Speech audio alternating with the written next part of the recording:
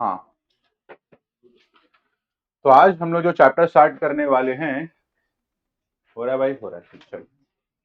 उसका नाम है इलेक्ट्रोमैग्नेटिक इंडक्शन। ठीक है भाई, इलेक्ट्रोमैग्नेटिक इंडक्शन।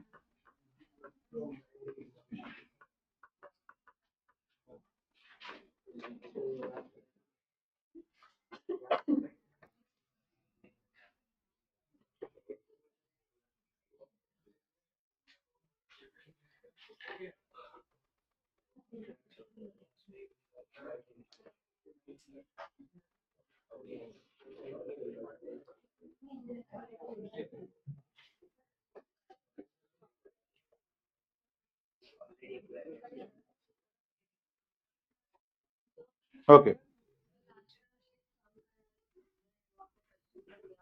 बताओ कौन सा।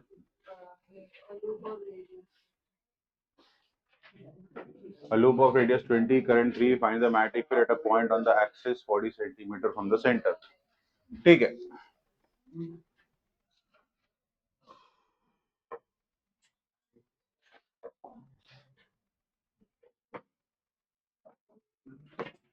ये देखो, इसमें क्या है, अपने को एक्सिस पे फाइंड आउट करना है ना। तो अपना जो फॉर्मूला लगेगा वो एक्सिस वाला होगा, mu not I R square upon 2 times R square plus X square to the power 3/2। ये फॉर्मूला लगेगा अपना। ठीक है, अपने को लूप का रेडियस 20 दिया है और एक्सिस पे डिस्टेंस अपने को 40 दिया हुआ है। ठीक है, तो क्या कर सकते हैं ना हम लोग, पहले ये जो नीचे डिनोमिनेटर है R square plus X square, पहले इसको सॉल्व करेंगे। ठीक है, अब इसको कैसे सॉल्व करेंगे हम लोग, R square plus X square to the power 3/2। अब आर अपने को दिया है 20 और डिस्टेंस अपने को दिया है 40। तो जो मेरा डिस्टेंस है वो 2 टाइम्स क्या हो गया, रेडियस हो गया, 2 टाइम्स हो गया। तो यहाँ मैं पुट करूंगा, तो यहाँ आएगा R square plus 2r whole square 3/2। ठीक है, तो यहाँ पे आएगा R square plus 4r square to the power कितना आएगा, 3/2। तो ये आएगा 5r square to the power 3/2 बराबर। तो यहाँ पर आएगा 5 to the power 3/2 into R to the power R square to the power 3/2। 2 और 2 क्या हो गया मेरा, कैंसिल हो गया। तो मेरे पास आ गया 5 to the power 3/2 into R cube. Okay, अब R sorry 5 to the power 3/2 का मतलब क्या हो गया कि सर ये, हाँ, मैं √5 को 3 टाइम्स कर रहा हूँ। आर टू द पावर 3/2 का मतलब क्या हुआ कि हम यहाँ पर, मैं करके दिखाता हूँ, 5 का क्यूब, या फिर ऐसा कर लो 5 raise to power half into 3, ऐसा कर रहा हूँ मैं, 5 raise to power half into 3। अब 5 रेज टू पावर हाफ मतलब कितना हो गया, √5 हो। अब √5 का क्यूब करेंगे तो आपको आंसर आएगा 5√5 इंटू आर क्यूब। ये वैल्यू आ गया। अब इस वैल्यू को यहाँ पर सब्स्टिट्यूट कर दो, तो तुमको फॉर्मूला मिलेगा B is equal to mu not I R square upon 2 times, यहाँ पर आ गया 5√5 आर क्यूब। अब ये आर स्क्वेयर और ये आर क्यूब कैंसिल हो गया, म्यू नॉट आई 2 इंटू 5 कितना आ गया, 10√5 आर, खत्म। अब खाली आपको वैल्यू पुट करनी है, आर का वैल्यू आपको दिया हुआ है, म्यू नॉट आई तो पता ही है अपने को, सॉल्व हो गया प्रॉब्लम ये। ठीक है, आर अपने को कितना दिया बेटा, 20 सेंटीमीटर, और करंट अपने को दिया है 3 एम्पियर। तो ये होगा 4 pi 10⁻⁻7 into 3 upon 10√5 into R is 20 centimetre, so 20 10⁻⁻²। अभी आप आराम से कर सकते हो, तो ये हो जाएगा 4 into 3 is 12 pi 10⁻⁻7, 20 into 10 will be 200√5, तो इसको मैं लिखूंगा 2√5, पावर चले गया ये। ओके, और सॉल्व करेंगे इसको, तो ये बनेगा मेरे को B is equal to 6 pi upon √5 10⁻⁻7, खत्म। अब इतना कैलकुलेशन तो कर ही सकते हो।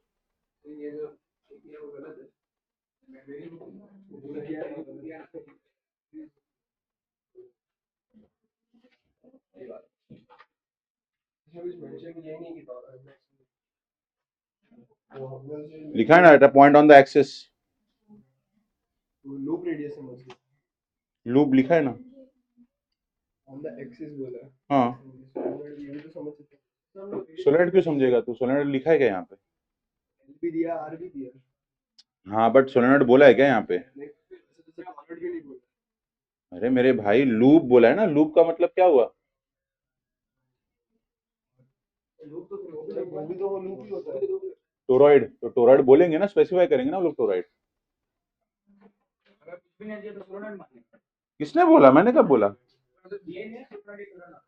तो मैं कहा बोला सोलेनोइड और टोरॉइड लेने का, अपने को सिंपल लूप लेने का है, सर्कुलर लूप एक्सिस पे। वही तो सॉल्व करो, ये क्या दिख रहा है भाई ये तेरे को?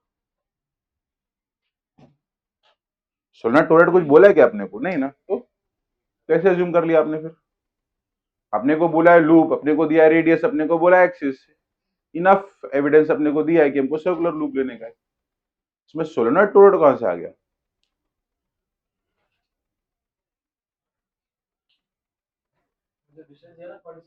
एक्सिस बोला है ना मेरे भाई।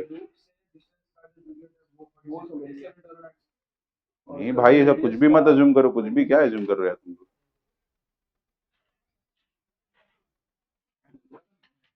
और हमने जो मैटेरियल फाइंड आउट की थी वो इनसाइड द, वो की थी टोरॉइड की थी। अब टोरॉइड का रेडियस कितना दिया तेरे को? हाँ, और वो एक्सिस से इतना दूर है, फिर बाहर हो गया ना वो तो टोरॉइड के। टोरॉइड की मैटेरियल में इनसाइड फाइंड आउट की थी, आउटसाइड की थी? फिर कोई रीजन ही नहीं है, कोई लॉजिकल रीजन ही नहीं है कि हम लोग दूसरा कोई अज्यूम करेंगे इंस्टेड ऑफ लूप।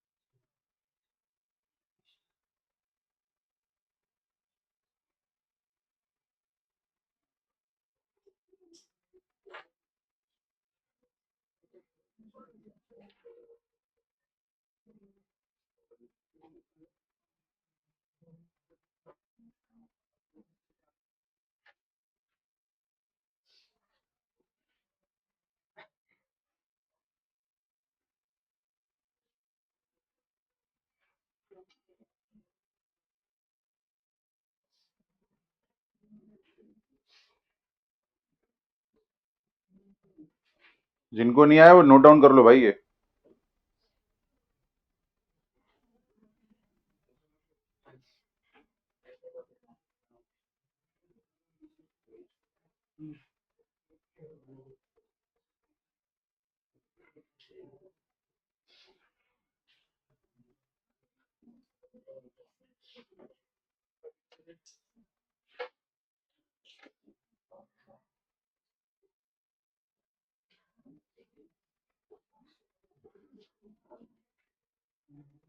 अब इसके बाद से सब्स्टिट्यूट करना है अपने को, आप रूट फाइव का वैल्यू डायरेक्टली पुट कर सकते हो टेबल से निकाल के, और उसके बाद लॉग से सॉल्व कर लो। तो कभी भी आप लोग को ऐसा ही R square plus X square वाला न्यूमेरिकल आएगा ना, तो पहले ये R square plus X square power 3/2 को पहले इसको अलग से सॉल्व कर लेना। अगर आप इसको अलग से सिंप्लीफाई करोगे तो ये प्रॉब्लम तुम्हारे लिए और सिंपल हो जाएगा, साथ में करने जाओगे और कॉम्प्लिकेटेड हो जाएगा, सिंपल एकदम।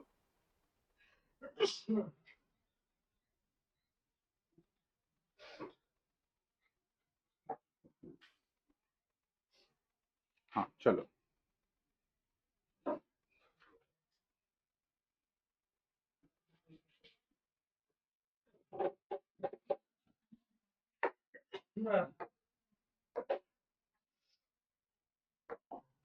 हाँ भाई,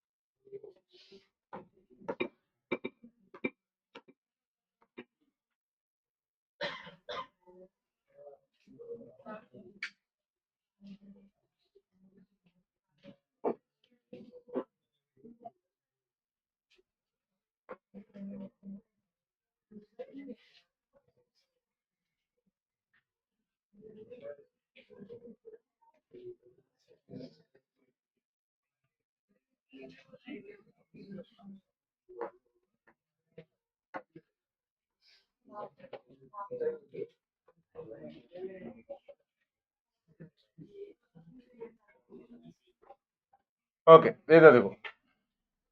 तो स्टूडेंट्स, जैसे मैंने कहा कि आज हम जो टॉपिक चालू कर रहे हैं उसका नाम है इलेक्ट्रोमैग्नेटिक इंडक्शन।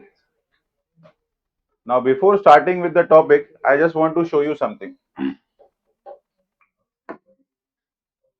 आपने कभी इसको, हाँ, क्या आप आइडेंटिफाई कर सकते हो ये क्या है? हाँ, क्या है भाई ये? जनरेटर। क्या करता है ये? इलेक्ट्रिसिटी जनरेट करता है। कौन से टाइप की इलेक्ट्रिसिटी? एसी की डीसी? पक्का एसी? डीसी नहीं करेगा? एसी करेगा। दोनों करता है। हाँ, वेरी गुड, ये आंसर हुआ ना भाई। दो टाइप के जनरेटर होते हैं, एसी या डीसी। अब वो डिपेंड करता है कौन से टाइप का जनरेटर है, उस हिसाब से ये इलेक्ट्रिसिटी उस फॉर्म की बनाएगा। ठीक है, चले, इंपॉर्टेंट वो नहीं था, इंपॉर्टेंट ये था कि आप लोग ने आइडेंटिफाई किया कि एक जनरेटर है। चले दूसरे की बारी। अब आप आइडेंटिफाई करो कि ये क्या है। ये जानते हैं? ट्रांसमीटर है। क्या ये ट्रांसमीटर है? क्या है ये? क्या मॉड्यूलर? कौन था रे मॉड्यूलर? अबे ये घरगुती औरत मॉड्यूलर किचन की बात कर रहा है क्या? है? क्या है ये? लग रहा है, फीलिंग आ रही, क्या बोल रहे हैं?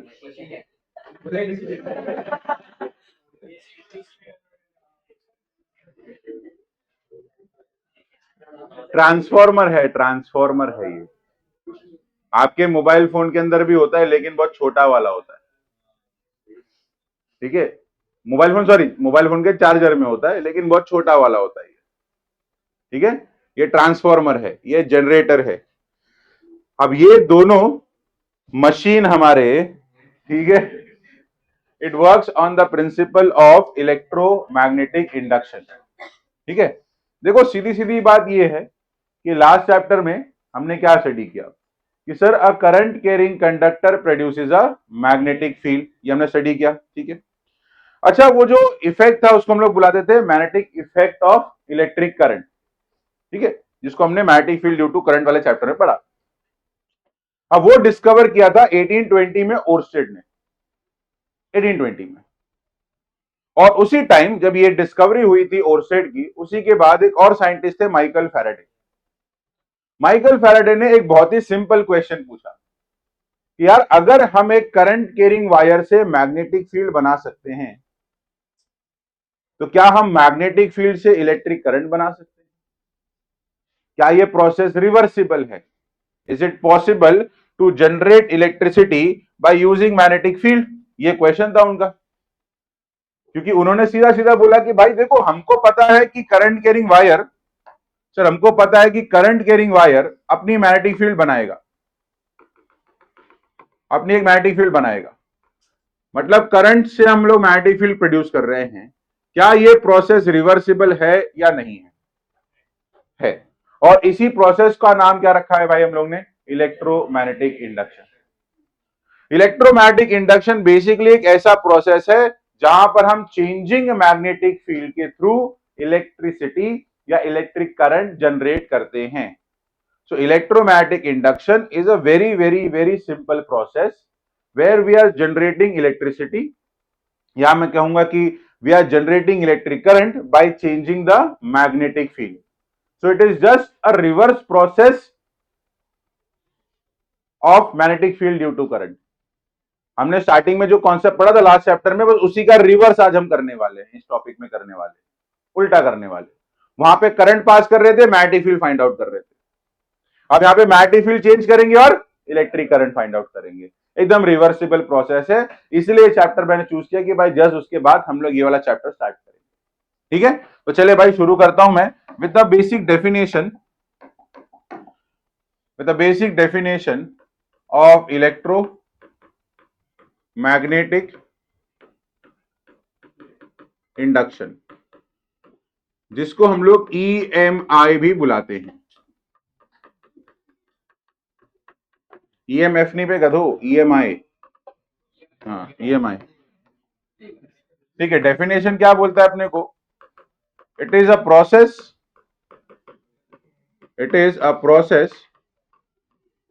वेयर वेरिएबल, और I can say changing magnetic field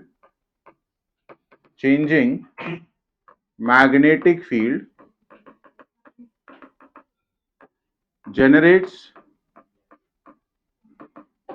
electric current.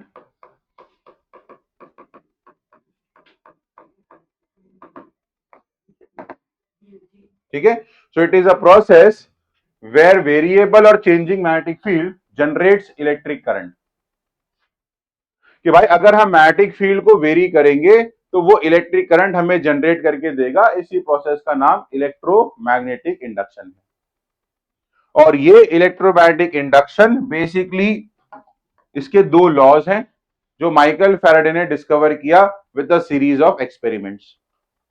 तो पहले वो जरा एक्सपेरिमेंट को समझेंगे और उसके बेसिस पर हम ये कंक्लूजन पे आएंगे कि किस तरीके से a variable magnetic field will generate electric current.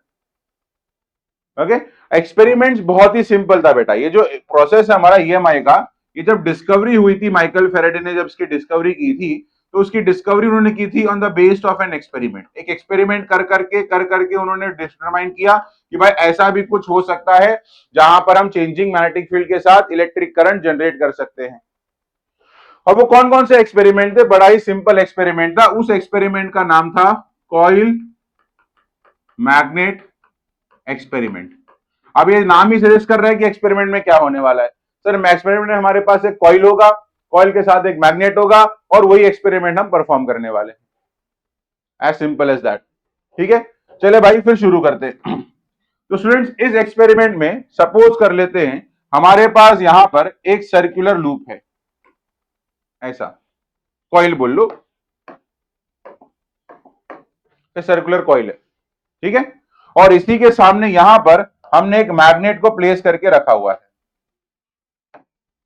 यहां पर हमने एक मैग्नेट को प्लेस करके रखा हुआ है। ये मैग्नेट है हमारा सामने,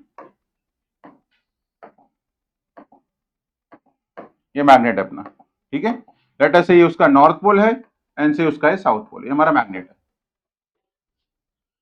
ओके, एंड लेट अस से कि हमने इसके साथ यहां पर एक कनेक्ट नहीं होगा ना, ये नहीं कनेक्ट नहीं होगा, ये कोई बात नहीं। ठीक है, चलो ऐसे ही करेंगे, आ जाओ। तो ये हमारा कॉइल है, ये हमारा मैग्नेट है। ठीक है, अच्छा स्टूडेंट्स, ये मैग्नेट अभी अपने आसपास क्या बनाएगा? एक मैग्नेटिक फील्ड बनाएगा। ठीक है, तो भाई ऐसा इसका मैग्नेटिक फील्ड कुछ ऐसा दिखेगा अपने को। अगर आप देखने जाओगे तो इसकी मैग्नेटिक फील्ड कुछ इस टाइप की अपने को दिखेगी। इस टाइप कुछ मैग्नेटिक फील्ड अपने को दिखेगा, ऐसा कुछ रहेगा, बरोबर कि नहीं? ऐसा मैग्नेटिक फील्ड बनाएगा, नॉर्थ टू साउथ, ऐसा मैग्नेटिक फील्ड अपने को देखने मिलेगा।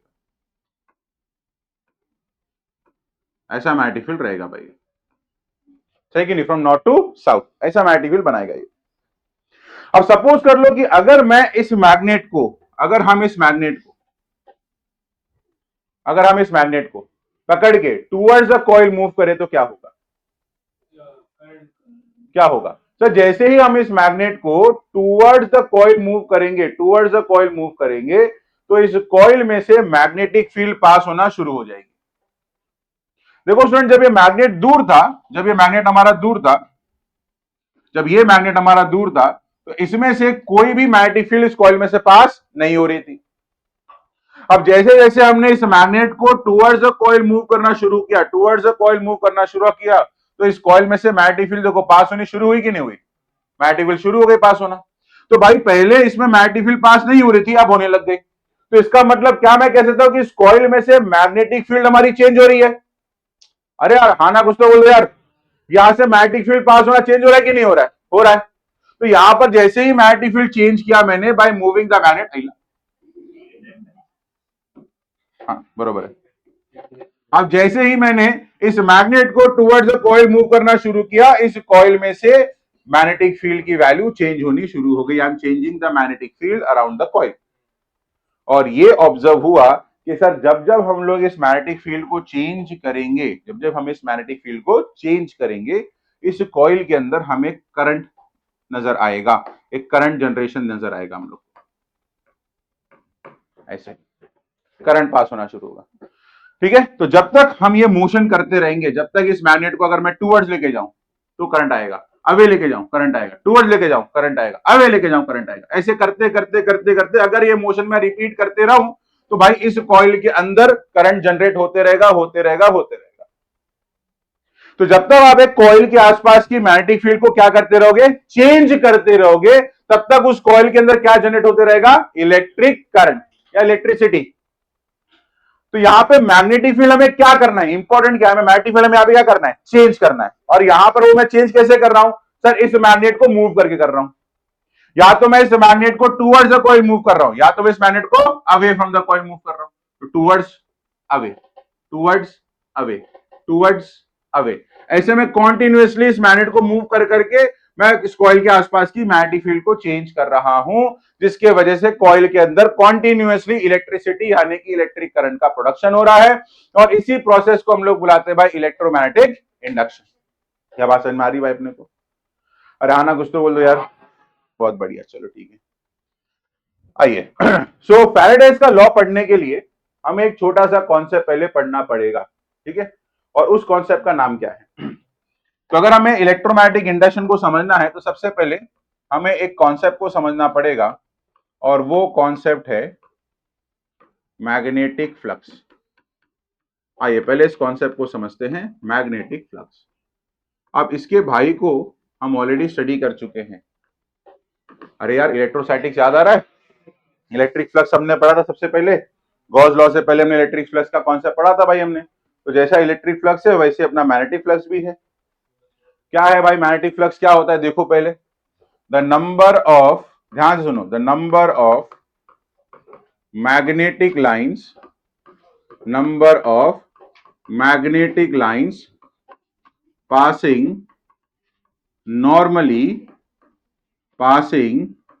normally through a surface area,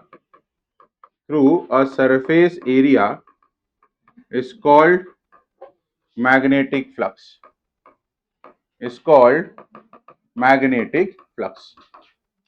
और इस मैग्नेटिक फ्लक्स का जो एसआई यूनिट है वो होता है वेबर, वेबर।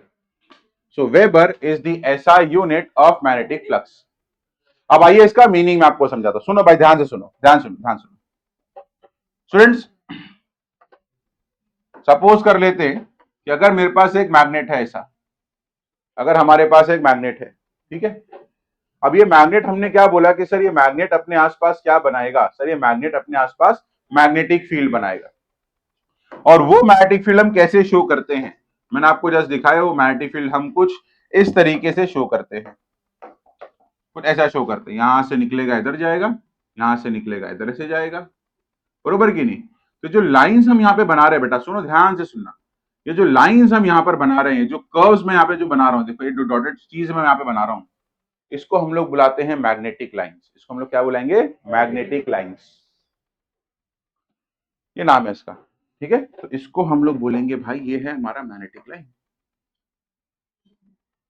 ये है हमारा मैग्नेटिक लाइंस, ठीक है?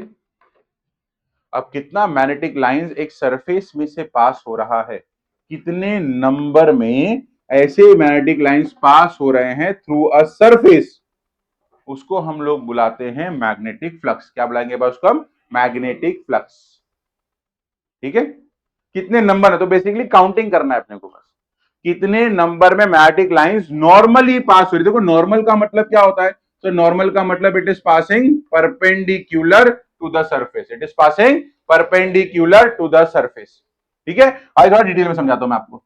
जैसे मान लो भाई यहां पर, सुनो सुनो सुनो सुनो, मान लो यहां पे हमारे पास एक सरफेस है, ऐसे सरफेस है, और इस सरफेस का कुछ एरिया है, मान लेते हैं एरिया है ए, मान लेते हैं एरिया है ए, और इसमें से कुछ मैग्नेटिक लाइंस पास हो रही हैं। ध्यान से सुनो, ऐसे कुछ मैग्नेटिक लाइंस ऐसे पास हो रही हैं, ऐसे, ये हमारी मैग्नेटिक लाइंस है।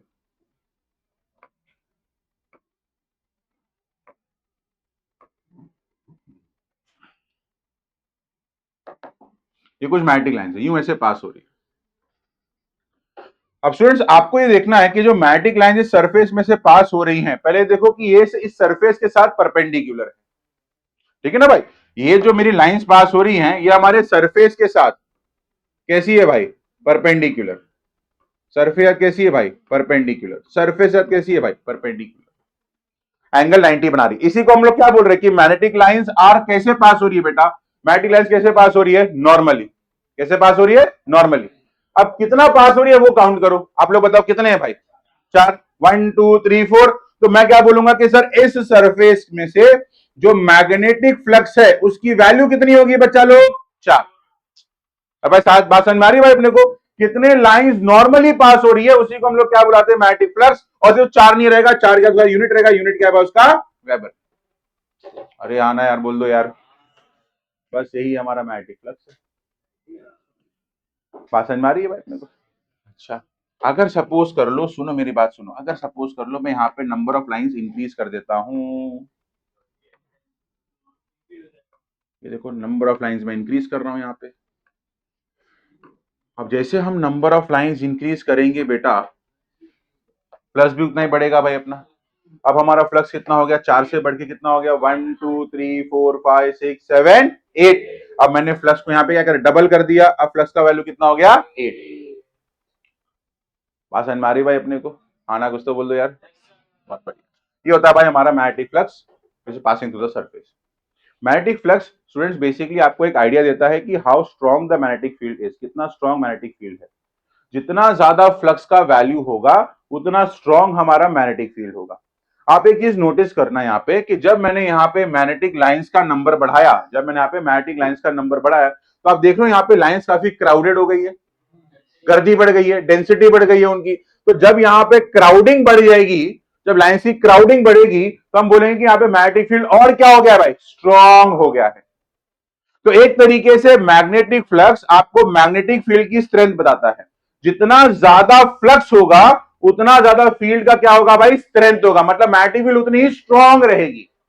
तो जहां जहां भी मैग्नेटिक फील्ड स्ट्रॉन्ग होती है वहां वहां पे मैग्नेटिक लाइंस का नंबर बहुत ही ज्यादा होता है, and lines are always crowded with respect to each other.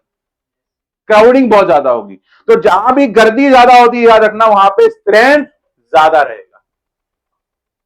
पासन मारा भाई अपने को यहाँ पे? ठीक है, ओके। अब इसमें एक क्वेश्चन है कि सर अगर मान लेते हैं हम लोग कि हमारा जो सरफेस है उससे लाइंस नॉर्मली पास नहीं हो रही, सपोज करते सर नॉर्मली पास नहीं हो रही, नॉर्मली मतलब perpendicular, it is not passing perpendicular to the surface, it is passing at certain angle. देखो यहां पे तो परपेंडिकुलर था सरफेस से। अब यहां पर जो लाइंस पास हो रही हैं, सपोज कर लो कुछ ऐसे जा रही है, like this, it is making a certain angle, it is making an certain angle with respect to the surface, ऐसा कुछ पास हो रहा है। लाइन ऐसी ऐसी पास हो रही है, ऐसी लाइंस पास हो रही है। अब क्या करेंगे हम लोग? हाँ, क्या निकालेंगे भाई उसका? कंपोनेंट। बेसिकली क्या करेंगे देखो मैं आपको समझाता हूं। अपना डेफिनेशन में जो मैग्नेटिक फील्ड है या मैग्नेटिक लाइंस जो हैं वो सरफेस के साथ क्या होनी चाहिए? नॉर्मल, नॉर्मल होनी चाहिए। अब यहां पे लाइंस जो हैं वो सरफेस के साथ कुछ एंगल बना रही है, जैसे मान लो यहां पर जो एंगल बन रहा है वो एंगल क्या है भाई, हमारा थीटा, थीटा का एंगल बना रहा है। तो अब मैं क्या करूंगा, ये जो मैग्नेटिक फील्ड है या जो मैग्नेटिक लाइंस है, इसका मैं कंपोनेंट निकालूंगा। क्या निकालेंगे इसका हम? कंपोनेंट। और वो कंपोनेंट पकड़ेंगे which is perpendicular to the surface. ठीक है, तो सपोज कर लो ये हमारी मैग्नेटिक फील्ड है बी, ध्यान से सुनो, ये हमारी मैग्नेटिक फील्ड है बी। ठीक है, अब इस बी को मैं दो कंपोनेंट में रिजॉल्व करूंगा। तो एक कंपोनेंट होगा इधर और एक कंपोनेंट होगा इधर। तो ये वाला कंपोनेंट क्या होगा, बी साइन थीटा, और ये वाला कंपोनेंट क्या रहेगा, बी कॉस थीटा। अब हम बी कॉस थीटा को पकड़ेंगे because this component is perpendicular to the surface. क्या बात समझ में आ रही भाई अपने को? ठीक है, तो ऐसे केस में जो फ्लक्स हमारा निकलेगा, फ्लक्स फाई बी, उसका फॉर्मूला रहेगा B vector dot A vector, जिसको हम लोग क्या लिखने वाले हैं, बी ए कॉस थीटा। ये हो गया भाई हमारे मैग्नेटिक फ्लक्स का फॉर्मूला। क्या भाई बात समझ में आ रही है अपने को? अरे हाँ ना, कुछ तो बोल दो यार। ठीक है, अब इसमें ये जो थीटा है ये वही एंगल है, थीटा हमारा एंगल है। क्या एंगल बन रहा है विथ रिस्पेक्ट टू सरफेस। अगर हमारा एंगल 90 हो गया, cos 90, तो cos 90 का वैल्यू क्या हो जाएगा, 0। अगर हमारा थीटा 0 हो जाएगा तो cos 0 का वैल्यू क्या हो जाएगा, 1, परपेंडिकुलर। तो कुछ एग्जांपल्स करते हैं, आइए कुछ एग्जांपल्स करते हैं, इधर आओ। सपोज कर लो स्टूडेंट्स, मेरा सरफेस यूं ऐसा रखा हुआ है, ध्यान से देखो, ध्यान से देखो, सरफेस है, ये मेरा सरफेस है। ठीक है, लेट अस से इसका एरिया जो है वो है 1 मीटर स्क्वायर। ये हमारा एरिया है 1 मीटर स्क्वायर। ठीक है, अब इसमें से जो मैग्नेटिक लाइंस पास हो रही, ध्यान से सुनो, ध्यान से सुनो, वो ऐसे जा रही है, ऐसे जा रही है मैग्नेटिक लाइंस। ये मैग्नेटिक फील्ड ऐसे जा रही है हमारी, ऐसे पास हो रही है। ध्यान से सुनना कैसे अप्लाई करेंगे हम लोग। ये हमारी मैग्नेटिक फील्ड है। मान लेते यहाँ पे जो मैग्नेटिक फील्ड है उसका स्ट्रेंथ है 2 टेस्ला। मैग्नेटिक फील्ड कितनी है भाई, 2 टेस्ला की, मान लेते 2 टेस्ला की मैग्नेटिक फील्ड है। अब इसमें से फ्लक्स निकालना है, तो फ्लक्स का फॉर्मूला क्या बनाया था हमने सर, फ्लक्स का फॉर्मूला बनाया था बी ए या बी वेक्टर डॉट, हमने क्या बनाया था, ए वेक्टर। ये फॉर्मूला बनाया था हमने बी डॉट ए वेक्टर। अब इसमें जो ए वेक्टर है बेटा अपना, ध्यान से सुनो, इसमें जो हमारा ए वेक्टर है इसको हम लोग बुलाते हैं एरिया वेक्टर। क्या बुलाएंगे बेटा इसको हम लोग, एरिया वेक्टर। एरिया वेक्टर क्या होता है sir, it is a vector perpendicular to the surface. It is a vector perpendicular to surface. तो एक वेक्टर ड्रॉ करो जो हमारे सरफेस के साथ कैसा रहेगा भाई साहब, परपेंडिकुलर रहेगा। तो ये जो मेरा सरफेस है, अब इस सरफेस के साथ मैं एक वेक्टर बनाने जा रहा हूं जो इससे परपेंडिकुलर। ये लो भाई, ये मैंने एक वेक्टर बनाया, ए वेक्टर। ध्यान से देखो, ये मेरे सरफेस के साथ कैसा है भाई, परपेंडिकुलर वेक्टर बनाया। ठीक है, अब ये जो एरिया वेक्टर मैंने बनाया है, ब्लू वाली लाइन, और ये जो येलो वाली लाइन बनाया मैंने, इनके बीच का एंगल देखो, इनके बीच में क्या एंगल बन रहा है सर, क्लियर दिख रहा है। दोनों एरोज जो है, they both are parallel to each other. Since they both are parallel to each other, तो देयरफॉर मैं बोलूंगा कि यहां पर थीटा का जो वैल्यू है वो क्या आएगा भाई, 0। मैं बोल रहा हूं यहां पर कि B vector and A vector, they both are parallel to each other. क्या बात समझ में आ रही भाई अपने को? यहां पर मैग्नेटिक फील्ड और एरिया वेक्टर दोनों का एंगल कैसा दिख रहा है भाई अपने को, 0, क्योंकि they both are parallel to each other. Theta क्या हो गया, 0। तो अब मैग्नेटिक फील्ड का, अब फ्लक्स का वैल्यू क्या आएगा, तो फ्लक्स आएगा B into A into cos of 0 degree. तो ये होगा बी इंटू ए कॉस 0 कितना होगा, 1। बी का वैल्यू है 2, ए का वैल्यू है 1, तो फ्लक्स कितना पास हो रहा है, 2 वेबर। तो बात समझ में आ रही है भाई अपने को? अरे हाँ ना, कुछ तो बोल दो यार। ठीक, ऐसे फ्लक्स निकालते भाई। ठीक है, एक और एग्जांपल लेता हूं, इधर देखो, इधर देखो, इधर देखो, एक और एग्जांपल लेता हूं। अगेन ये सरफेस है अपना, ध्यान सुनो, ये सरफेस है अपना। ठीक है, अब मैग्नेटिक फील्ड यूं जा रही है, इधर देखो, मैग्नेटिक फील्ड यूं जा रही है, ऐसे ऐसे मैग्नेटिक फील्ड जा रही है। लेट अस से मैग्नेटिक फील्ड का स्ट्रेंथ है बी, और ये मैग्नेटिक फील्ड हमारे सरफेस के साथ कुछ एंगल बना रहा है। ध्यान से देखो, हमारे सरफेस के साथ ये कुछ एंगल बना रहा है। मान लेते हैं वो एंगल का वैल्यू है 30 डिग्री। सरफेस के साथ कितना एंगल बना रहा है बेटा, 30 डिग्री। मैग्नेटिक फील्ड ऐसी पास हो रही है बी, और एरिया का वैल्यू ए है, मान लो एरिया का वैल्यू ए है। अब मुझे बताओ, सोच के बताओ, इसमें फ्लक्स का वैल्यू कैसे हम निकालेंगे। देखो फ्लक्स का फॉर्मूला वापस भूलो मत, it is B vector dot A vector. अब हम कैसे निकालेंगे फ्लक्स। हाँ सबसे पहले क्या करो ना, इधर देखो, सबसे पहले क्या करो, इस सरफेस से आप लोग एक परपेंडिकुलर ड्रॉ करो। क्या ड्रॉ करो, परपेंडिकुलर। तो यहां से मैंने एक परपेंडिकुलर ड्रॉ किया यूं ऐसे, इधर देखो ये मेरा परपेंडिकुलर है, ये मेरा परपेंडिकुलर है, और इसको बोलूंगा कि ये कौन है भाई, मेरा ए वेक्टर, एरिया वेक्टर। अब एरिया वेक्टर देखो, एरिया वेक्टर और मैग्नेटिक फील्ड के बीच का एंगल क्या होगा। हाँ एंगल क्या होगा भाई साहब, यहां पर 60 डिग्री। क्या बात समझ में आ रही है। अपने को जो एंगल पकड़ना है बेटा, अपने को थीटा पकड़ना है, वो थीटा बी वेक्टर और ए वेक्टर के बीच का एंगल है। तो वापस मैं लिख देता हूं कि यहां पर जब मैं लिखूंगा बी ए कॉस थीटा, तो यहां पर थीटा है basically angle between B vector and A vector, यानी कि मैग्नेटिक फील्ड और एरिया वेक्टर के बीच का एंगल है भाई हमारा। तो देखो मैग्नेटिक फील्ड यूं जा रही है, येलो वाली लाइन, और ये हमारी ऑरेंज वाली लाइन हमारा ए है। एंगल कितना हो गया इनके बीच में, 60। तो यहां से जो फ्लक्स पास होगा उसका वैल्यू होगा B A into cos of 60 degree. Cos 60 का वैल्यू हाफ होता है, तो अपने को यहां पर जो मैग्नेटिक फ्लक्स मिलेगा वो होगा B into A divided by 2। ये हमारा मैग्नेटिक फ्लक्स होगा इससे। तो स्टूडेंट्स वापस मैं कह रहा हूं, ध्यान रखना कि थीटा जो है वो है angle between B vector and A vector, ऐसा रहेगा, B vector and A vector. इससे हम लोग फ्लक्स का वैल्यू निकालेंगे। फॉर्मूला बहुत ही सिंपल है, बी डॉट ए। ठीक है, तो हेडिंग डालो ईएमआई, इलेक्ट्रोमैग्नेटिक इंडक्शन। ठीक है, इसको नोट डाउन करेंगे अपन।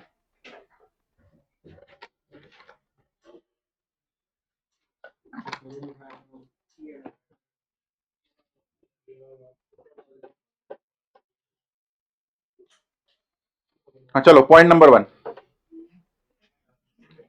EMI is the process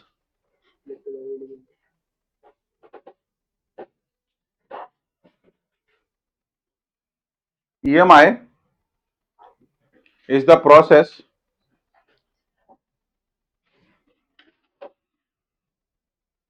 of generating an electric current, of generating an electric current, of generating an electric current in a conductor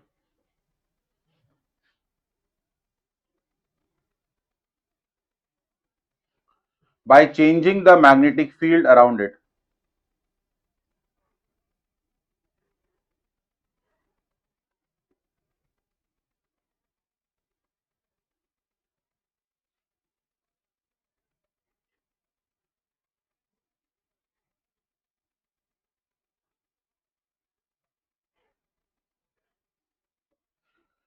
By changing the magnetic field around it.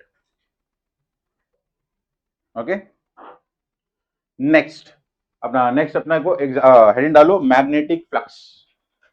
Next heading डालो magnetic flux.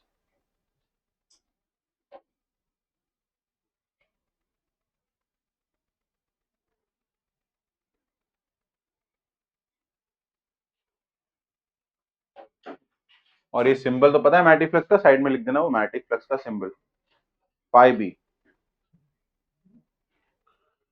हाँ हाँ, point number 1,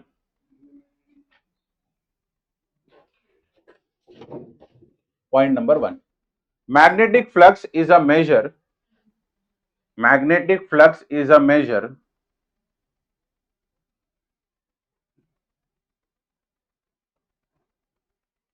is a measure of the total magnetic field, of a total magnetic field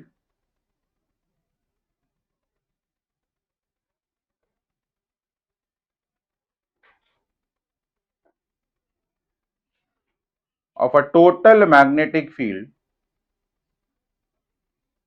passing through a given area, passing through a given area.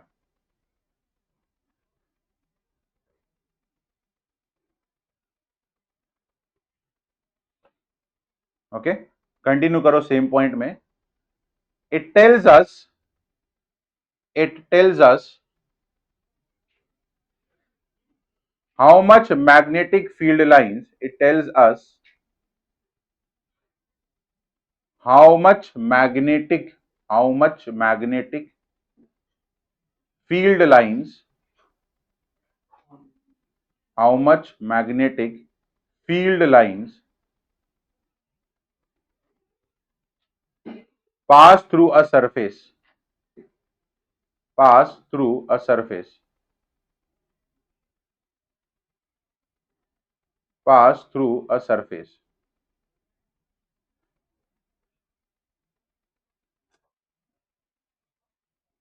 The more lines, the more lines, the more lines, the greater the flux.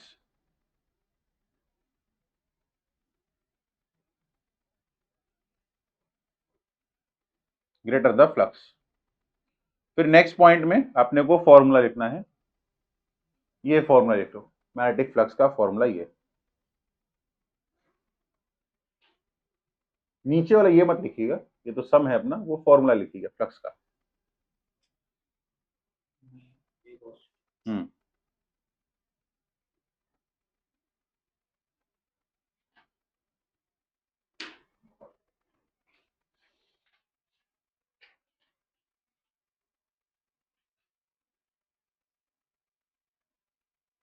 हाँ?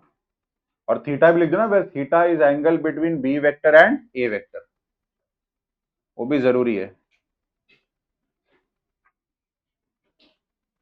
Theta is angle between B vector and A vector.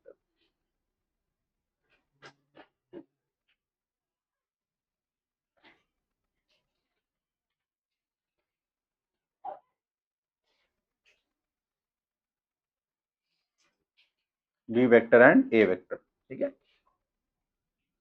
Next line में area vector, area vector, area vector मतलब ऐसा लिखिए, ये लिखिए area vector, नीचे नीचे same point में नीचे ऐसा लिखिए एरिया वेक्टर, ऐसा आप लिखिए, ऐसा आप लिखिए area vector is a normal, is a normal, is a normal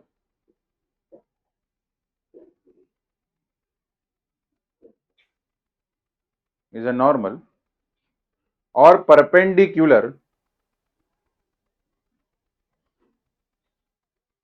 to the surface,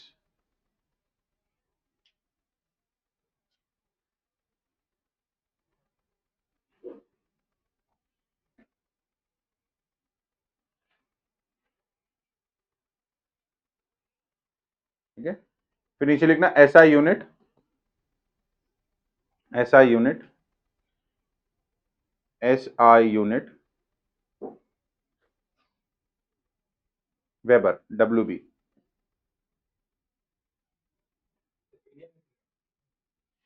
अरे फ्लक्स का रे, नीचे मतलब तो भाई कंटिन्यूशन आएगा, ऐसा यूनिट फ्लक्स का रहेगा ना, लिख दो भाई पूरा ऐसा यूनिट ऑफ मैग्नेटिक फ्लक्स। मुझे लगा थोड़ा स्मार्ट हो तुम लोग, थोड़ा मैंने ज्यादा भरोसा कर लिया तुम्हारे ऊपर। हाँ तो नीचे लिख दे, काम कर पूरा, ऐसा unit of magnetic flux is weber W। क्यों क्यों मैं ऐसा क्यों करता हूँ, मैं आपको बोलता हूँ।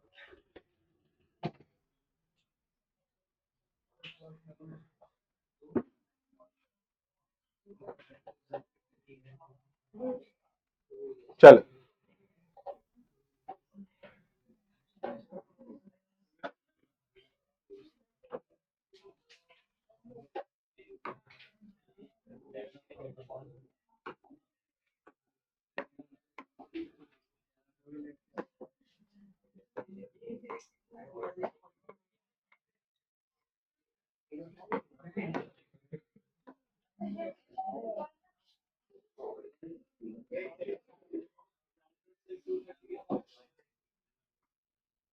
ये देखो, ये अपने को क्वेश्चन दिया हुआ है, क्या बोला है, एट अ गिवन प्लेस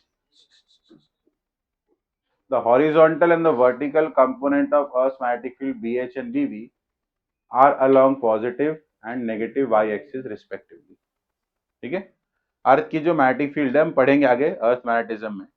अर्थ की मैग्नेटिक फील्ड का दो कंपोनेंट होता है, एक होता है वर्टिकल कंपोनेंट और एक कौन सा होता है, हॉरिजॉन्टल कंपोनेंट। ऐसा मान लो अर्थ की मैग्नेटिक फील्ड है, अभी के लिए अर्थ की मैग्नेटिक फील्ड है, ठीक है, उसके दो कंपोनेंट है, वर्टिकल और हॉरिजॉन्टल।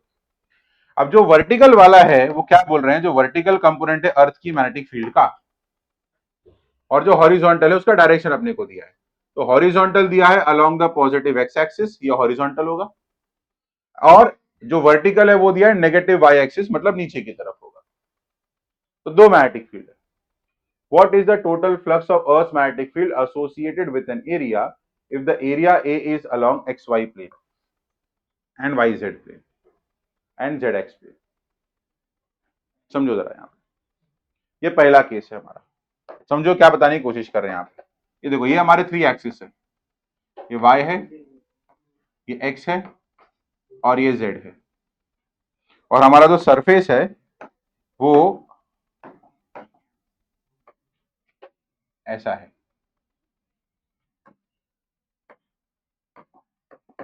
ये सरफेस हमारा ऐसा रखा हुआ है, इधर देखो, एक्स वाई प्लेन में, एक्स वाई प्लेन में, ठीक है। अब इस वाले प्लेन में इधर ध्यान से देखो, ध्यान से देखो, डायग्राम से थोड़ा सा नहीं बड़ा नहीं कर सकते, सम चले जाएगा।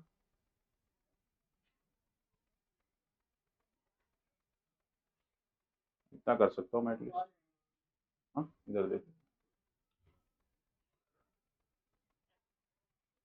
हाँ, ये हमारा एरिया है। अब ये है यहाँ पर देखो, इस डायरेक्शन में है मेरा horizontal component of earth magnetic field BH along X axis, और इस डायरेक्शन में है मेरा वर्टिकल कंपोनेंट BV। ये दो कंपोनेंट है मैग्नेटिक फील्ड के, BH और BV, हॉरिजॉन्टल एंड वर्टिकल। और जो मेरा एरिया है वो XY प्लेन में है। अब पूछा है कि भाई फ्लक्स का वैल्यू क्या होगा because of these two magnetic fields. तो सिंपल है, क्या करने का अपने को, सबसे पहले इस एरिया से, इस सरफेस से एरिया वेक्टर ड्रॉ करो। एरिया वेक्टर का मतलब क्या होगा students, normal to the surface. तो इसे एक नॉर्मल ड्रॉ करो आप, नॉर्मल ड्रॉ करो इसे, नॉर्मल, नॉर्मल ड्रॉ करो इसे, नॉर्मल। तो ये होगा नॉर्मल टू द सरफेस, और नॉर्मल टू द सरफेस क्या रहेगा भाई, अपना एरिया वेक्टर। अरे area vector basically along Z axis आएगा, मतलब ये आपका एरिया वेक्टर है बेसिकली, ऑनेस्टली बोलो ये आपका एरिया वेक्टर है। This is your area vector coming towards you. तो आप यहाँ पे देख रहे हो, इधर एक एरिया वेक्टर दिख रहा है, यहाँ पे बना के रखा है वो लोग ने। तो ये जो एरिया वेक्टर है it is coming towards you, आपकी तरफ है, जेड एक्सिस की तरफ है। तो ये आपका एक्स एक्सिस है, ये आपका वाई एक्सिस है, और ये आपका जेड एक्सिस है। तो area vector is along the Z axis. अब इधर देखो कि मैग्नेटिक फील्ड में कैसे लिखूंगा। सबसे पहले समझो कि मैं लिखूंगा magnetic field BH will be BH into I cap. सुनो भाई, ध्यान सुनो। और जो BV है उसको मैं लिखूंगा BV इंटू माइनस जे कैप। अरे यार मतलब समझो, मतलब समझो, मतलब समझो। BH आई कैप का मतलब क्या होगा कि ये मैग्नेटिक फील्ड अलोंग किधर है, एक्स एक्सिस, और माइनस जे कैप मतलब इट इज किधर है, नेगेटिव वाई एक्सिस। अब जो मेरा एरिया वेक्टर है, आप लोग मुझे सोच के बताओ एरिया वेक्टर का डायरेक्शन क्या है, के कैप। एरिया वेक्टर जो इसका डायरेक्शन है टुवर्ड जेड एक्सिस। तो यहां मैं लिखूंगा ए इंटू क्या लिखूंगा बच्चा लोग, के कैप। अब हमको बी डॉट ए करना है, फ्लक्स निकालना है अपने को। अब देखो फ्लक्स हम कैसे निकालेंगे, तो सर फ्लक्स होगा,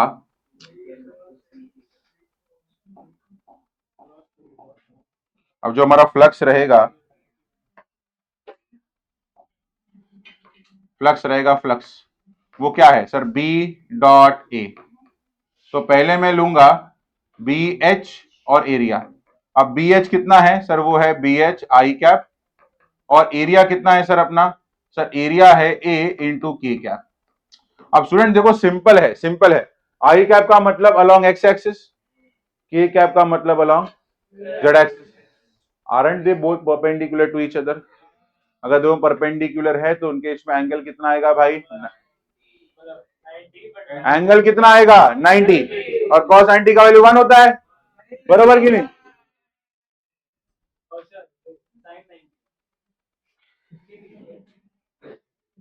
से खतरनाक खतरनाक लोगों से जो मेरा पाला पड़ा है। अब तुम बाद में बोलोगे कि सर की मानसिक स्थिति ठीक होनी चाहिए, कैसे ठीक रहेगी? हाँ सालो, एक्स से टॉक्सिक तो तुम लोग हो। हाँ एक्स भी थी टॉक्सिक, भी थी तुम लोग टॉक्सिक हो। मतलब तुम लोग सेहत के लिए हानिकारक हो, आदमी का मेंटल स्थिति खराब कर दो। तभी सो राहुल सर की हालत ये क्यों है। हाँ समझ रहा हूँ, क्या क्यों गुजर रहे हो वो इस चीज से, परेशान हो गया है वो आदमी, सुसाइडल बना दो तुम लोग। तो आई कैप के कैप दोनों परपेंडिकुलर है, तो cos 90 का वैल्यू क्या आएगा? जीरो। तो फ्लक्स का वैल्यू भी क्या आएगा? जीरो, हॉरिजॉन्टल के लिए। अब देखो वर्टिकल के लिए भी अगर आप निकालोगे, वर्टिकल के लिए भी अगर आप निकालोगे, तो वर्टिकल की तरह लाओ, जे जे है, तो जे डॉट के, इसका भी आंसर क्या आएगा बेटा अपना? जीरो। क्या मेरी बात समझ में आ रही है? क्या ये बाकी का दो कैलकुलेट कर सकते हो? हाँ कि ना? कर सकते हो? कोशिश करोगे? हाँ बस याद रखना, देखो कुछ बातों का याद रखना, ये क्लास 11 का वेक्टर्स है, याद रखना। I dot I is equal to J dot J is equal to K dot K. Answer रहेगा इसका एक। I dot J is equal to J dot K is equal to K dot I equal to कितना आएगा? Zero. अरे basic vector है यार class 11 का, ठीक है। चलो ट्राई करके बताओ, क्वेश्चन लिख लो और फिर ड्रॉ कर लो। क्वेश्चन आप लीजिए।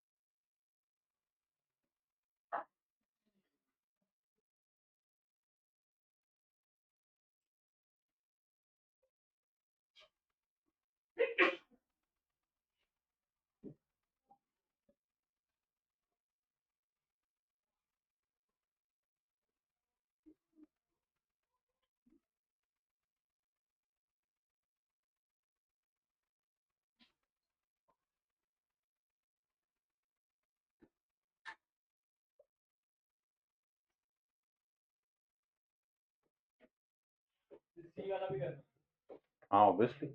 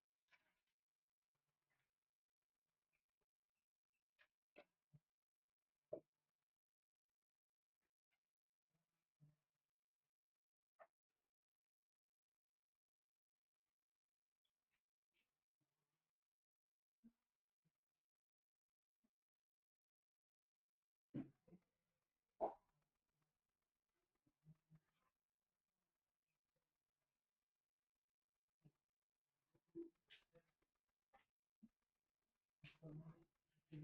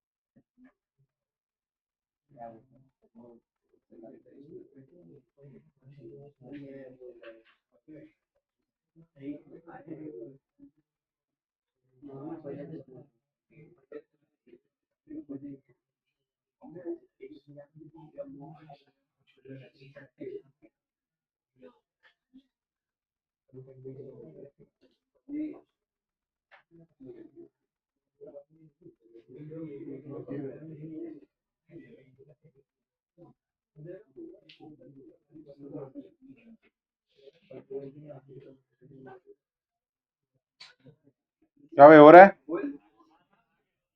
आया आंसर? पहले वाले का तो आ गया अपना 0 है, यहाँ पे दोनों 0 है, यहाँ पे कौन सा 0 है? एक जीरो एक नहीं वर्टिकल वाला 0, हॉरिजॉन्टल 0 नहीं रहेगा। और यहाँ पर एंटी पैरेलल है ना, यहाँ पे एरिया ऊपर है, मैग्नेटिक फील्ड नीचे है, तो एंगल कितना हो गया 180। हाँ, तो कॉस ऑफ 180 कितना होगा -1। यहाँ पे बेसिकली आपको BV इंटू ए मिलेगा और BH का वैल्यू क्या रहेगा 0, UA का फ्लक्स 0 रहेगा। ठीक है, चलो अच्छा, और एक चीज अभी इसमें हम लोग ऐड करेंगे,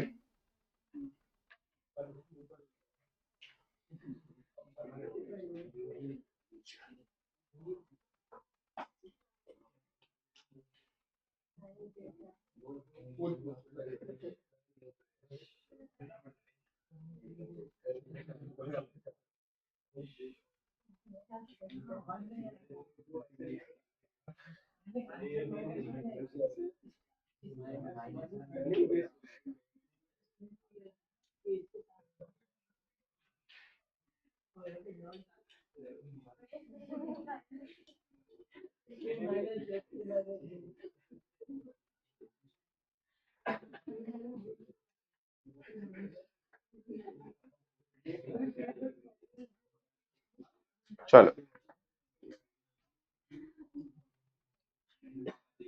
अच्छा एक बात बताओ तुम लोग, अभी तुम लोग के टी शर्ट का साइज मेरे को चाहिए अभी, आता आता आता। अरे मैं पूछ रहा हूँ, बताना यार।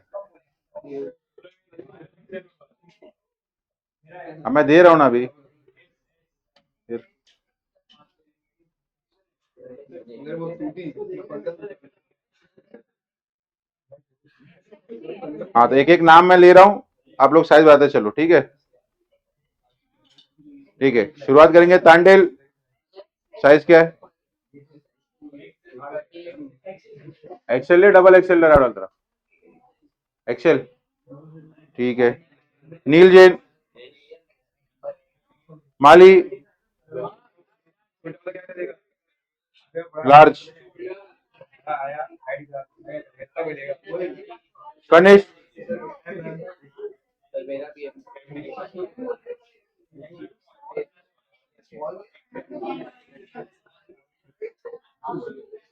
हाँ ए वेदांत, विधि जावले,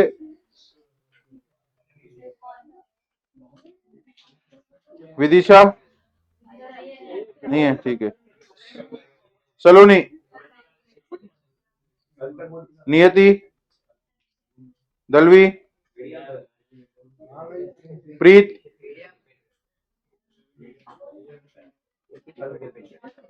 पर, सोहेल, कल तक चले जाएगा। फिर जो मैं डालता हूँ, लास्ट डाल देता हूँ। दास डाल दिया मैंने। चीना नहीं आया ना? कनौजिया, आदित्य, अथर्व नहीं आया। उस्मान, सनप सनप सनप नहीं आया। उस्मान, एलिस, ध्रुविल, रिया, दिगे, ईशानवी, दीक्षा सिंह एब्सेंट है। रुमान, ठीक है।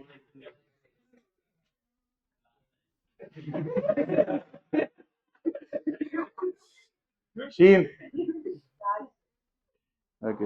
हारिश, रिया, सक्षम आया क्या? हाँ।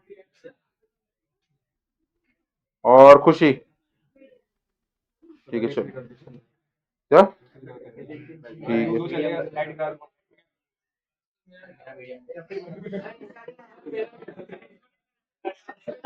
अरे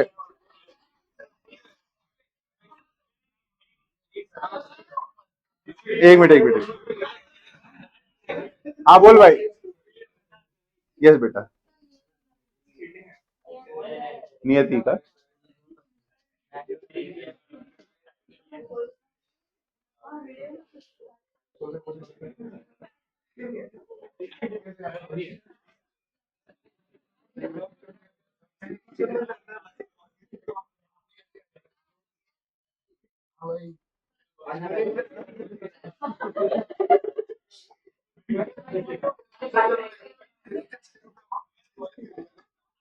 चल हाँ,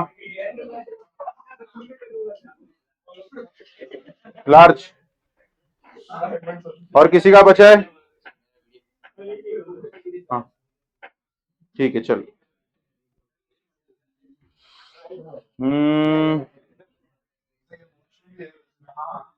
सर्वसन प्रिय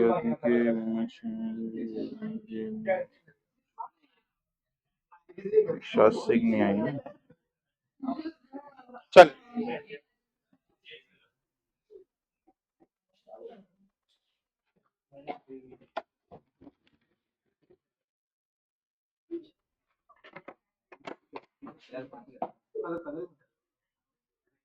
पिंक। हाँ मैं थोड़ी दे रहा हूँ, सबके लिए ना भाई। क्या?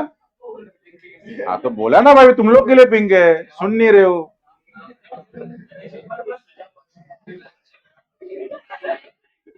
चलो ये देखो, तो भाई देखो इस वाले सम में, ये देखो यहाँ पर जो अपना वर्टिकल वाला कंपोनेंट है वो क्लियर दिख रहा है अपने को कि वर्टिकल वाला कंपोनेंट और area vector they both are perpendicular to each other. तो वर्टिकल कंपोनेंट के लिए हमारा मैग्नेटिक फ्लक्स का वैल्यू क्या आएगा? 0। लेकिन अगर मैं हॉरिजॉन्टल कंपोनेंट देखूं और एरिया वेक्टर देखूं, so they both are in same direction, तो इनका फ्लक्स अपने को मिलेगा because they both are parallel to each other. तो थीटा उनके बीच में क्या रहेगा? 0। कॉस 0 का वैल्यू क्या होगा? ठीक है नेक्स्ट।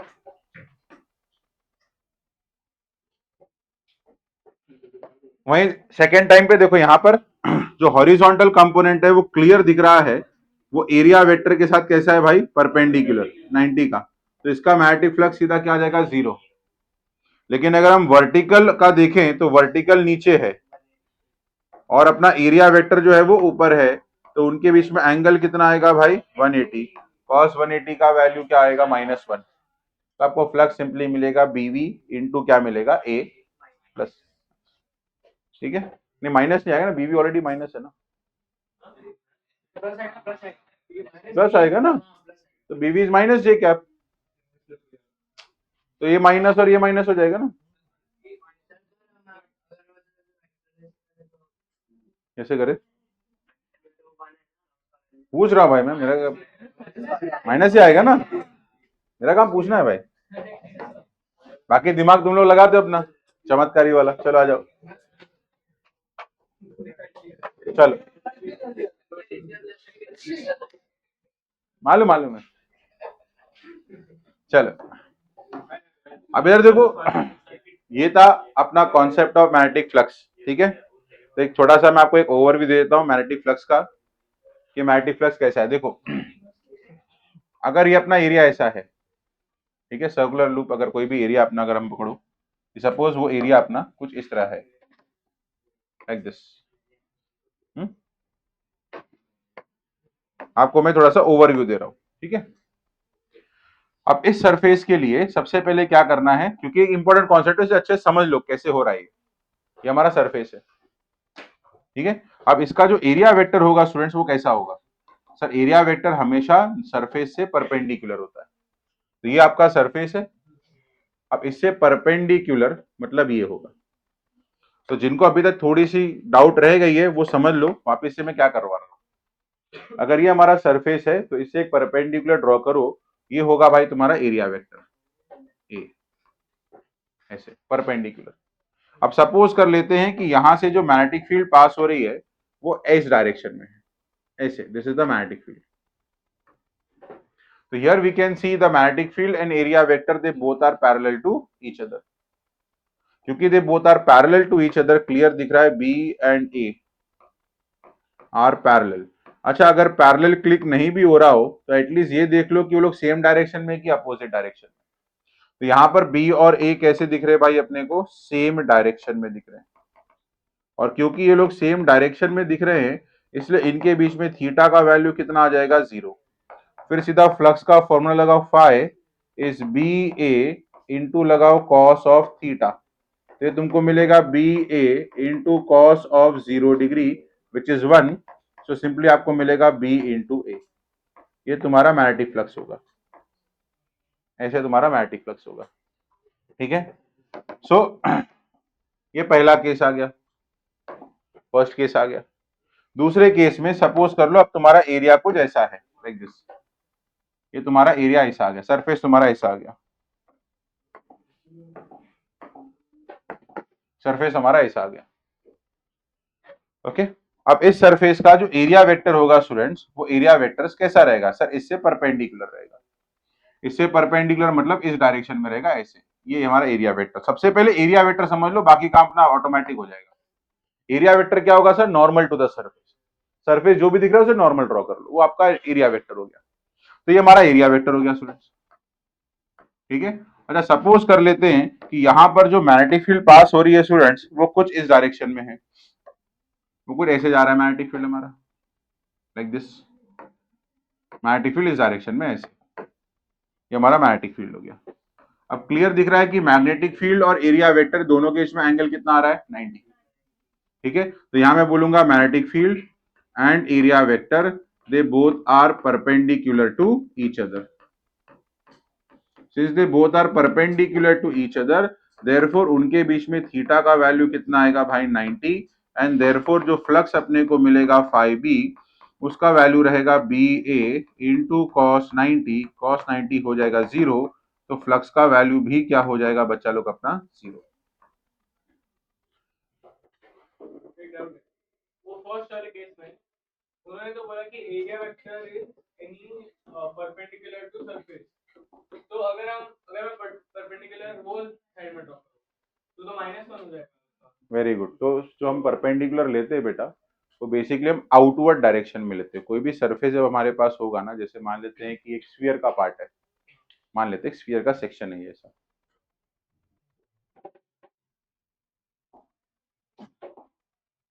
स्फीयर का एक पार्ट है ऐसा, इसमें मैंने एक स्मॉल एरिया लिया,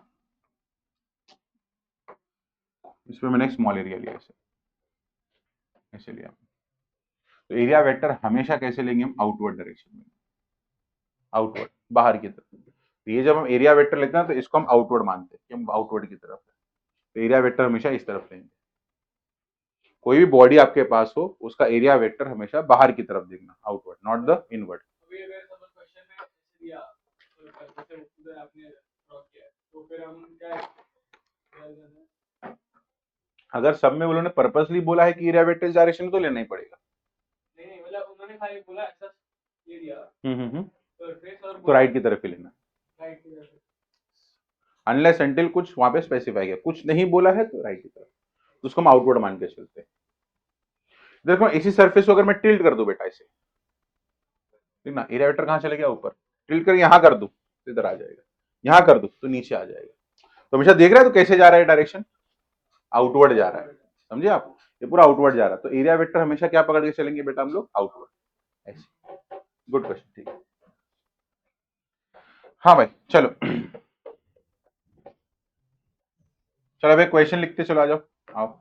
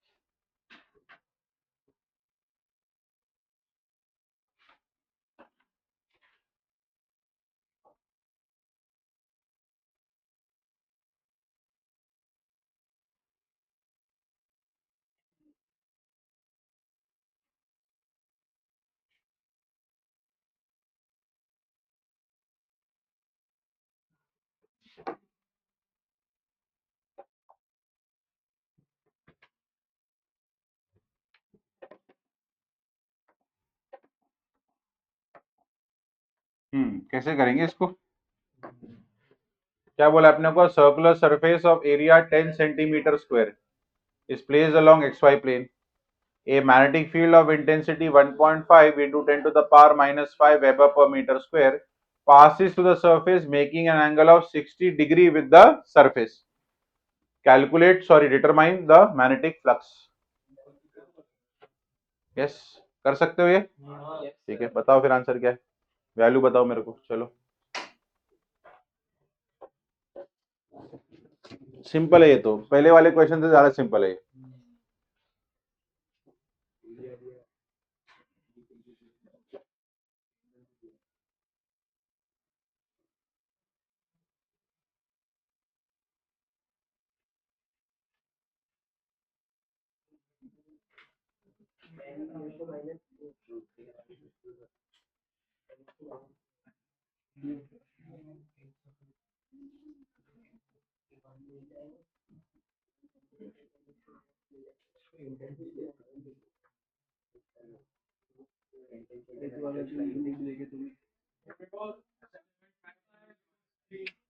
ट्वेंटी फाइव रूट थी, final answer, final answer, final solve करके। हाँ बोलो क्या, नहीं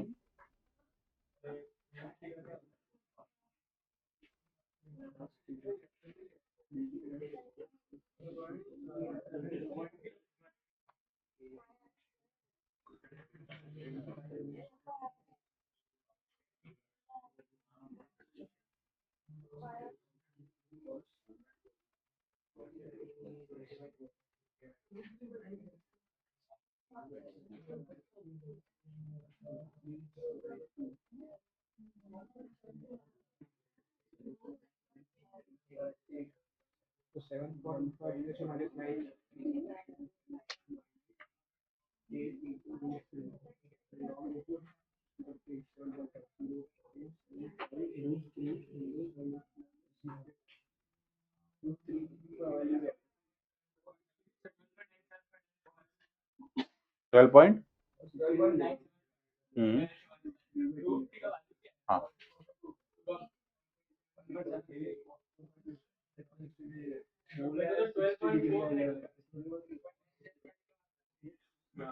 12.4 क्या रहा है?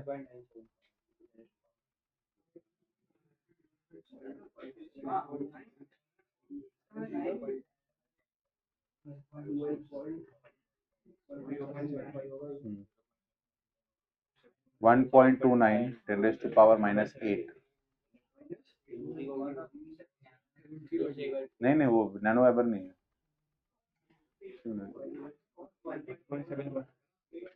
कर सकते हो बट वो ज्यादा यूज वैसे होता नहीं, वैसे नैनो वेबर माइक्रो वेबर मिली वेबर ये सब होता है, नैनो वेबर तक इतना कुछ नहीं आता।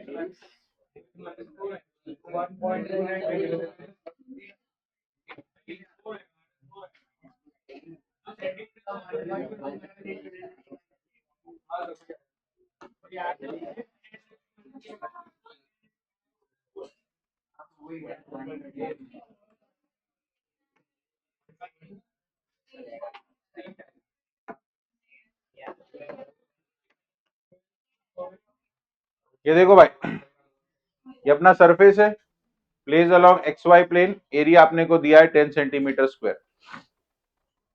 अब सबसे पहला काम इसमें क्या करना था स्टूडेंट्स अपने को, देखो सबसे पहला काम होता है जैसे मैंने आपको बताया कि देखो कि इस सरफेस का एरिया वेक्टर कहां पर है।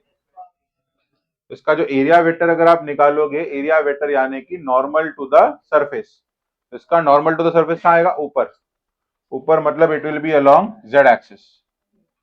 तो इसका जो एरिया वेक्टर होगा स्टूडेंट्स वो ऐसा रहेगा, अलोंग जेड एक्सिस रहेगा, ये उसका एरिया वेक्टर है। पहले ये समझो। अब वो लोग ने क्या बोला है अपने को, सम में क्या बोला है कि सर जो हमारा मैग्नेटिक फील्ड है वो 60 का एंगल बना रहा है। सुनो भाई, 60 का एंगल बना रहा है, लेकिन किसके साथ, सरफेस के साथ। तो ये मेरा मैग्नेटिक फील्ड है मान लो। अब ये इसके साथ यहां पर ये एंगल कितना दिया भाई अपने को, 60। समझा भाई, ये हमारा मैग्नेटिक फील्ड है। तो मैग्नेटिक फील्ड सरफेस के साथ 60 का एंगल बना रहा है। तो एरिया वेक्टर और मैग्नेटिक फील्ड के बीच का एंगल कितना होगा भाई, 30 डिग्री होगा। तो ये एंगल जो है, ये एंगल अपने को पकड़ना है और वो है अपना 30 डिग्री। देखो इसलिए कहता हूं कि छोटी बातें बहुत इंपॉर्टेंट है। थीटा इसलिए मैंने लिखा है कि theta is angle between B vector and A vector. Area vector और मैग्नेटिक फील्ड के बीच का एंगल है भाई अपना वो। ठीक है, तो एंगल अपने को 30 मिलेगा, तो यहां पे cos 30 अपने को पुट करना है। तो flux is equal to B A into cos of 30 degree. तो ये अपने को आएगा बी ए कॉस 30 का वैल्यू कितना होगा, √3/2। अब बी का वैल्यू डालो 1.5 10⁻⁻5। एरिया है 10 सेंटीमीटर स्क्वायर, सो 10 10⁻⁻2 इंटू √3/2। ठीक है, तो ये आ जाएगा तुम्हारा 1.5 इंटू √3/2 10⁻⁻9। इसको सॉल्व करोगे आपको आएगा आंसर 12.9 इंटू 10⁻⁻9। तो मैं लिखूंगा 1.29 10⁻⁻8 वेबर। ये तुम्हारा आंसर आना चाहिए।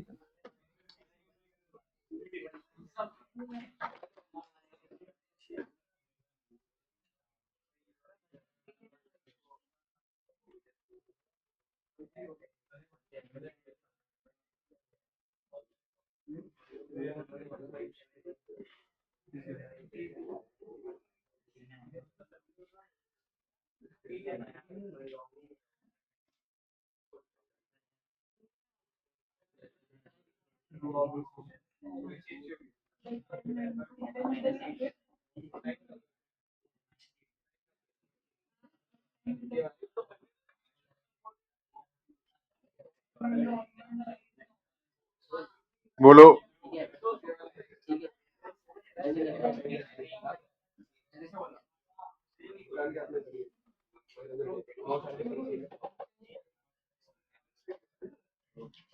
हो गया ना?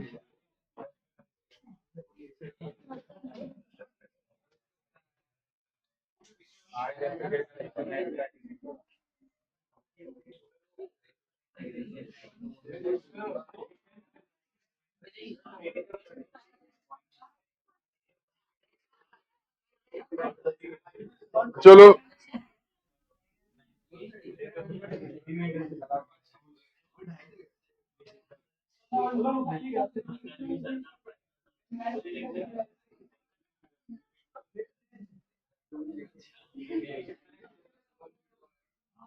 चल, अब इसमें थोड़ा सा आपको प्रीवियस चैप्टर का भी कॉन्सेप्ट लगाना पड़ेगा जो क्वेश्चन मैं आपको दे रहा हूं। अब प्रीवियस में आप लोगों ने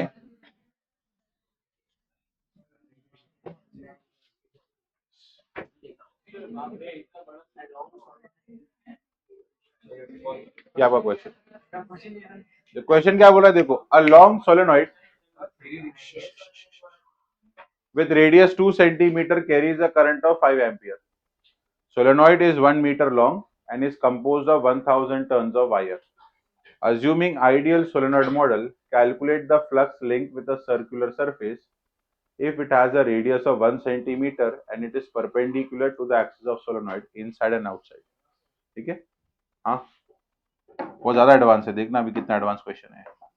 तुम लोग गधे लोग खाली साइज देख के बुलाते कि हाँ क्वेश्चन डिफिकल्ट है, सिंपल सा क्वेश्चन है, समझो जरा इसको। अपने को पहले स्टार्ट बोला है लॉन्ग सोलेनॉइड, सोलेनॉइड का फॉर्मूला लगाना है। अब उससे आप सुनो ध्यान से, सबसे पहले सोलेनॉइड का मैग्नेटिक फील्ड निकालना। देखो समझो, अपने को करंट दिया है, अपने को करंट दिया है, अपने को नंबर ऑफ टर्न्स दिया है और अपने को बोला है उसका लेंथ, रेडियस भी दिया है, लेकिन रेडियस फिलहाल अभी इतना इंपॉर्टेंट नहीं है। अभी समझो जरा इस बात को कि भाई ये अगर हमारा सोलेनॉइड है, सुनो भाई ध्यान से, ये हमारा सोलेनॉइड है ऐसे, ठीक है, ये हमारा सोलेनॉइड है। अब इसका लेंथ स्टूडेंट्स अपने को दिया हुआ है, लेंथ बोला है इज इक्वल टू 1 मीटर, ठीक है, और इसमें से जो करंट पास हो रहा है वो है 5 एम्पियर। तो इसकी मैग्नेटिक फील्ड सेंटर पे कितनी होगी, सेंटर पे, बीच में, इनसाइड। तो magnetic field inside the solenoid कितना होगा सर? इनसाइड हमने फाइंड आउट किया, it is mu not an into क्या होगा, आई, ठीक है। तो म्यू नॉट एन इंटू आई मतलब कितना आएगा sir? It is mu naught number of turns upon length into क्या होगा, करंट। सब दिया है अपने को इसमें से, आप मैग्नेटिक फील्ड निकाल सकते हो। तो आपको पता चला है कि magnetic field inside the solenoid कितनी है। अब इस सोलेनॉइड के अंदर, अंदर विद इन द सोलेनॉइड क्या है हमारे पास सर? हमारे पास एक सर्कुलर सरफेस है, अंदर रखा है सर्कुलर सरफेस, और उस सर्कुलर सरफेस का रेडियस कितना है, 1 सेंटीमीटर। सोलेनॉइड का कितना है, आप समझ रहे हो? तो सोलेनॉइड का जो रेडियस है और जो सर्कुलर सरफेस का जो रेडियस है वो अपने को दिया हुआ है। तो इससे मालूम पड़ रहा है मेरे को कि सर जो मेरा सरफेस है, सर्कुलर सरफेस जो है वो यहां पर रहेगा, छोटा सा अंदर ऐसा रहेगा, और ये जो हमारी मैग्नेटिक फील्ड रहेगी वो मैग्नेटिक फील्ड कुछ इस टाइप की रहेगी अपनी, ऐसे जाएगी, ऐसा जाएगा ये। अब इस सर्कुलर सरफेस का अपने को मैग्नेटिक फ्लक्स निकालना है। तो सर्कुलर सरफेस का जो मैग्नेटिक फ्लक्स होगा, वो मैग्नेटिक फ्लक्स का फॉर्मूला क्या होता है sir? It is B A into क्या रहेगा, कॉस थीटा। अब भी ये इस्तेमाल करो जो आपने निकाला सोलेनॉइड का, क्योंकि सर्कल है तो एरिया कितना रहेगा, पाई आर स्क्वायर, और थीटा कितना है सर? देखो क्लियर दिख रहा है। तो इधर देखो एरिया वेक्टर जो है, सुनो सुनो, हाँ 0, ये हमारा एरिया वेक्टर होगा नॉर्मल टू द सरफेस, और इसी डायरेक्शन में मैग्नेटिक फील्ड भी है। तो दोनों के बीच में एंगल कितना आ रहा है भाई? 0। cos 0 का वैल्यू कितना होगा? 1। फ्लक्स आ गया तुम्हारा। क्या बड़ी बात थी? कौन सा डिफिकल्ट क्वेश्चन था? ठीक है, करो उसको फिर।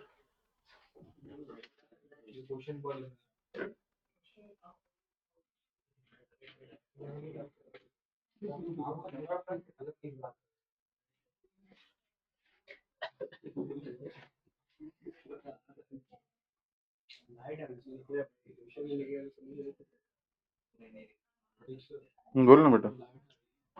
ऐसे क्या? ठीक है, वो नहीं लिख रहा उसमें से कॉपी कर ले।